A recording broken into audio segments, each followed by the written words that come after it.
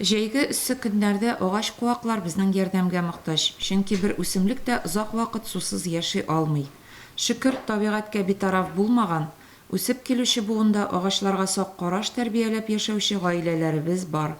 Деревья приносят нам кислород, все, знаешь, и природа, видишь, зеленые, красивые яблоки, самый главный кислород. Агачларны сакларга кирәк, су сееп торырга кирәк. Сындырмыйча карап кына торырга кирәк.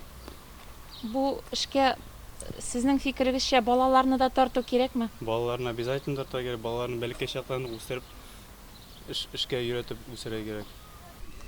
Около нашего забора растут декоративные яблони и вишни. Мне нравится за ними ухаживать.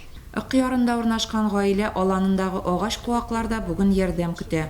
Без барганда Юсуповлар гаиләсе үзләре утырткан сирень куагына су сибәргә килгән иде.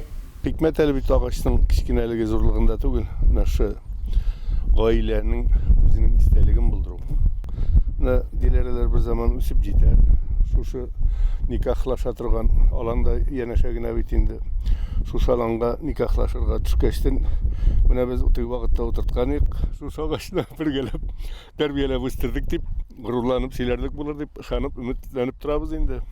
Соңгы көннәрдә явып үткән яңгырларга карамастан, комлы туфракта дым юк диярлек. Буйга киткән агачларның тоткаларын ныгыту ихтыяҗы да барлыкка килгән.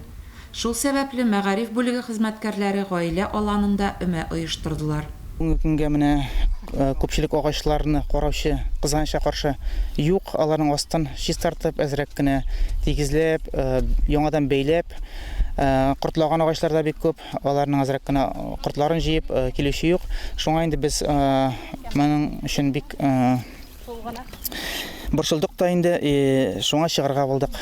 Җәмгыять иминлеге башында гаилә ныклыгы икәнен аңлап, нигез салынган ык буендагы гүзәл почмакта гаилә аланында һәр чак тәртип һәм матурлык хөкем сөрер дип ышанабыз.